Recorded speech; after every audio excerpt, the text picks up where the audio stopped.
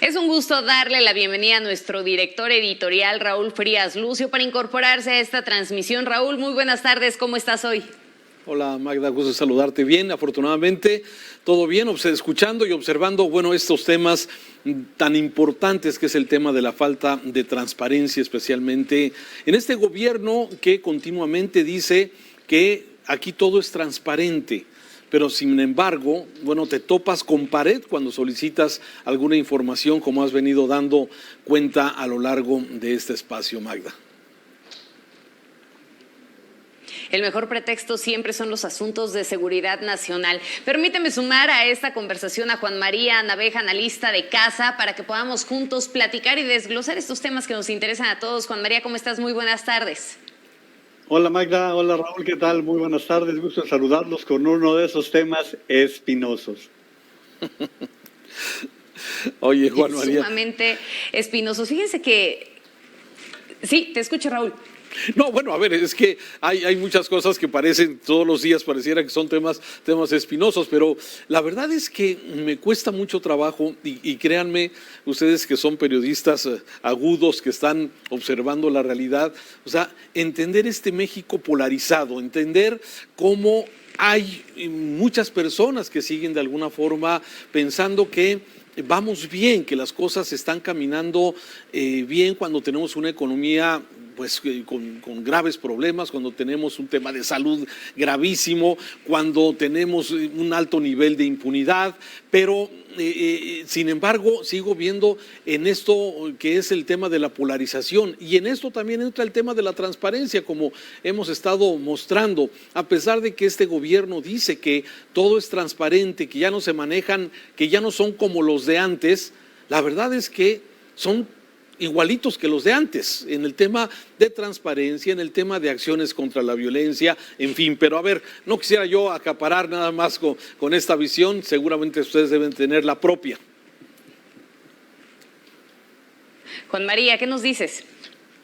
Bueno, mira, yo creo que aquí sí los números no mienten, creo que es muy claro, creíamos que en el caso del gobierno de Peña Nieto no se le iba a superar, sin embargo estamos viendo que según una información del portal de La Silla Rota, en el caso de este gobierno es 4 veces más opaco que el de Peña Nieto. Y aquí hay que decir una cosa, Magda, Raúl, todos los gobiernos tienen sus cadáveres en el closet, no podemos decir que unos sí y otros no. Pero en este caso, cuando habían prometido que la transparencia sería una de las constantes, fíjense, dice el periodista Daniel Lizárraga que en Google se llegan a encontrar de parte del presidente López Obrador más de 253,000 referencias con la frase de que no tenemos nada que ocultar. Yo nada más les voy a recordar aquel día que le pidió al canciller Ebrard que informara lo de las vacunas y que el canciller le dijo, no, pues sí están reservadas. Y como ustedes recordarán, López Obrador tiene reservados los temas de los segundos pisos y todo esto que nos va ubicando. Y finalmente te diría que en este caso México se encuentra en el lugar 116 de 141 países en el índice global de competitividad del World Economic Forum, lo cual nos está señalando que entre los temas de transparencia y rendición de cuentas son de los más importantes. Pero es que, ¿sabes qué, Juan María? En este sentido me parece que es un asunto reiterativo, ¿no? Porque ahora citabas ese momento tan chusco, si me permiten decirlo de esa manera, entre el presidente y el canciller Marcelo Ebrard, ¿no? Pero hace unos momentos también al inicio de este espacio platicábamos acerca de ese 10 de octubre del 2019 cuando se le preguntaba por qué se habían reservado los contratos de Santa Lucía y él decía que bueno, lo que se busca es transparentar todo, pero que es un asunto por los amparos, ¿no? Por ese bombardeo de amparos. Me parece que siempre las justificaciones están ahí presentes y es que sin duda la estrategia de comunicación, y hay que reconocerlo, ¿no? Ha sido sumamente hábil porque el gobierno se ha mostrado, y lo entrecomillo, como transparente, sin embargo, pues en la realidad se muestra otra cosa. Y fíjense, nada más por un tema de percepción. Hay que recordar que Transparencia Internacional mide realmente pues cómo andamos en esas cuestiones de percepción de la corrupción y finalmente México ha mejorado su posición respecto a los años anteriores. El verdadero asunto es que se mejora la percepción, pero no en la realidad, porque si contrastamos de pronto los datos con el INEGI, vemos que cada vez son más las víctimas de corrupción en el país. A ver, esto es importante lo que estás mencionando, pero yo creo que no solamente nos quedemos con que México mejoró algunos puntos, sino al nivel de quién estamos. ¿Sí? O por lo menos a lo mejor teníamos en México una idea de que nosotros no estábamos tan mal, ¿sí? O si estamos mal, estábamos, digamos, en un nivel, digamos, de media tabla para abajo. Y sí estamos, pero muy por abajo de la media tabla. Y los países donde estamos en forma similar, no sé si los tienes a la mano, no tengo el reporte aquí, pero bueno, son países que tradicionalmente tienen niveles de falta de transparencia, de corrupción, muy alto. Y pues uno dices, bueno, sí andábamos mal, pero estas cifras que nos dan son importantes. Pero a ver si tuviéramos el dato, si no, déjame darte también y darles alguna información de lo importante que para este gobierno, sí, el tema de la transparencia. Me voy simplemente a los presupuestos, a las evidencias, a los datos, porque a veces, a lo mejor, pues yo tengo algún tipo de fobia, o tengo a lo mejor algún tipo de filia y por eso pareciera que no nos gusta nada. Pero mira, el Instituto Nacional de Transparencia y Acceso a la Información y Protección de Datos Personales, ¿sí?, que se conocía como el IFAI, ¿sí?, ha tenido en los últimos 2 años reducciones presupuestarias importantes y que de ahí se deriva pues que hay menos dinero. Por ejemplo, en el 2019 el INAI recibió 900,151,000 pesos de presupuesto, un 18% menos que el año anterior. Y para el 2020, sus recursos asignados volvieron a caer 3%. Yo creo que esta es la evidencia más clara de que a este gobierno el tema de la transparencia no es lo que le interesa. Los recortes del 18 y luego del 3 más el que se haya sumado para este 2021, sí, es una evidencia de que el tema de la transparencia en este gobierno no ha sido ni será la prioridad. Al contrario, ya hemos visto esta iniciativa para tratar de eliminar estos organismos autónomos.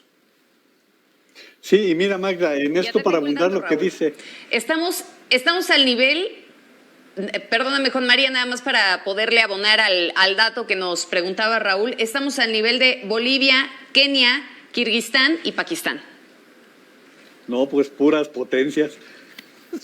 Bueno. Pero fíjate, abundando en lo que decía Raúl. Naturalito, Juan María. Mira, abundando en lo que decía Raúl, establezcamos que ha sido la tendencia del presidente de la República debilitar económicamente a las instancias autónomas. A ver, el Instituto de Transparencia se funda en el gobierno de Vicente Fox. Creo que es de las cosas más importantes que se lograron en toda la administración de Fox, la creación de esta instancia que además responde a compromisos internacionales de México. No es gratuito, porque en realidad casi todos los gobiernos, lo insisto, casi todos los gobiernos quieren guardar sus cadáveres en el closet. Y en este caso, pues vámonos a lo que viene sucediendo con la licitación de las diferentes inversiones de gobierno, que nos han dicho que realmente es el gobierno que más ha dado asignaciones directas y no tenemos la información concreta. ¿Por qué? Pues porque inmediatamente se reservan, se guarda la información.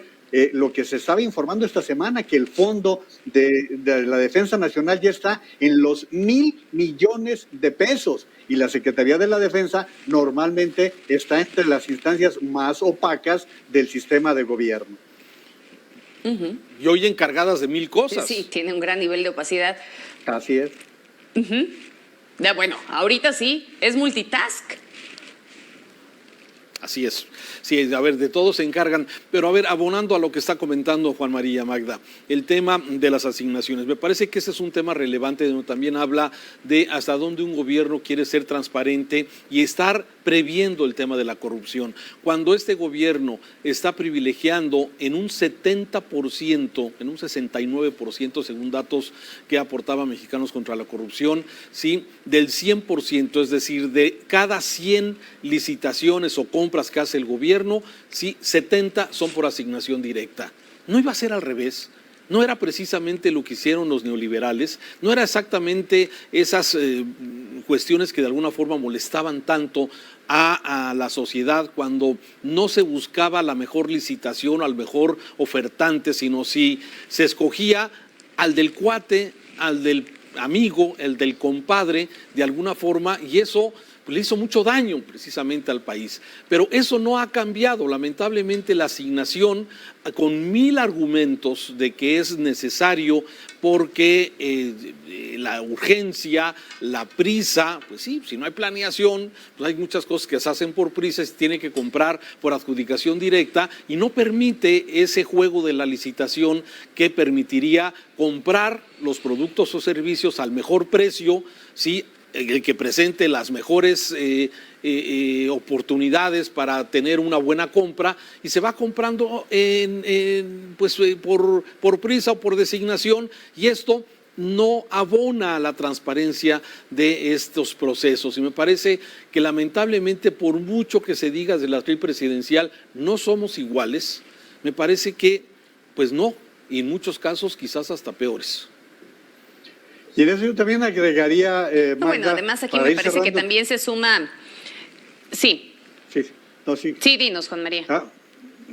Yo agregaría aquí dos fenómenos. Uno, el amiguismo o el equipo propio, cuando vemos que la Secretaría de la Función Pública protege a los de casa. Lo hemos visto con Bartlett, con la propia secretaria Irmeréndira Sandoval. Cada caso que hemos visto de los del equipo de casa es rápidamente liberado y absuelto. Y cuando se trata de venganzas, estamos viendo incluso con un problema serio para el país. Veamos, por ejemplo, laboratorios PISA, que tú los conoces muy bien, Raúl, la gente que produce incluso insumos que no se producen en otros países del mundo y que como está castigada esta farmacéutica, pues entonces no estamos atrayendo aquellos productos que son tan indispensables en un momento de crisis mundial de medicamentos. Entonces, por un lado, es generosidad con los propios y cierre de puertas total para los que consideran adversarios. Sí, el caso que estás haciendo referencia es pues la planta… Yo a todo esto nada más sumaría, Raúl, Juan María, sí, que las adjudicaciones directas, abundando también en todas estas cuestiones de reservas de información, pues nos llevan a generar un monstruo de 1000 cabezas, sobre todo cuando estamos viendo también la falta de sanciones para los casos y para las redes de corrupción que ya de por sí se conocen. Han sido casos sumamente emblemáticos, casos sumamente escandalosos y hasta este momento no vemos acciones en concreto de lo que se está haciendo en este sentido, ¿no? Me parece que eso es lo más grave. Sí, tienes toda la razón. Hay 3 ejemplos muy claros de que no se está investigando, no se está haciendo. A ver, ¿qué sabemos de Pío? ¿Qué se sabe de Pío López Obrador? No se sabe absolutamente nada. No sabemos si hay investigación, de dónde salió ese dinero que recibió del señor León, que fueron varias entregas. Sí, ¿qué ha pasado? ¿Se ha investigado en realidad o ha quedado simplemente en este asunto de la oscuridad precisamente? El tema de la cuñada del presidente López Obrador, sí, que tiene una denuncia de desvío de recursos en uno de los municipios de Tabasco, no recuerdo el nombre. De Veracruz. Así es, sí, ¿qué ha pasado con esa investigación? ¿Ha caminado? No, está también parado este tema. Sí, los contratos de Pemex de la prima del presidente López Obrador, que si bien se les había pasado, sí, y luego no se enteraron que era socia de otras empresas, o sea, falta de alguna forma. A veces parece que somos muy severos con los adversarios, pero con los de casa, bueno, pareciera que de alguna forma las cosas no son exactamente igual. Pero, en fin, me parece que estos son sellos que de alguna forma van marcando a esta administración y que, bueno, quedan estos pendientes. Es como la solicitud de transparencia que se hizo cuando los servidores de la nación, sí, de los miembros de Jóvenes Construyendo Futuro, queríamos conocer el padrón de quiénes son estos jóvenes, dónde están, y era muy complicado. Había y seguimos sin conocerlo. Así es, y había 1000 pretextos para de alguna forma dar a conocer este tipo de información. Entonces, estamos en el mundo del contraste, estamos en este mundo donde el presidente cree que no somos iguales, que se está transparentando todo, que hay un combate frontal a la corrupción y la evidencia que nos dice Magda, Juan María, otra cosa. Y a esta lista tan puntual que señala ¿Sabes Raúl, qué? Magda, yo te agregaría el caso de Carlos Lomelí, que curiosamente y de manera muy oportuna se le libera de cualquier responsabilidad para contender por Morena por la alcaldía de Guadalajara. Curiosamente estamos hablando de alguien que está sumamente señalado en las compras y ventas de los medicamentos. Le seguimos con la lista, Juan María, los casos de este caso de la empresa de Media Solutions, del hermano de Zoe Robledo, los ventiladores del hijo de Manuel Bartlett, ya lo mencionaban, lo de Irma Heréndira Sandoval. Bueno, Ana Gabriela Guevara, le podríamos seguir con la lista y yo creo que nos alcanzaría, no nos alcanzaría el tema para poder desglosar todo este asunto. Pero Raúl, Juan María y yo ya nos vamos. Muchísimas gracias, como siempre, querido Juan María. Raúl, te dejamos este espacio, ya es todo tuyo. Nada más les recuerdo, no mentir, no robar y no traicionar fueron los principios de esa columna vertebral de la guía ética. ¿Recuerdan? Que tengan una excelente tarde. Pero sí da COVID. Gracias, un saludo. Gracias, Magda. Gracias, Juan María. Vamos a continuar, si le parece, informando a los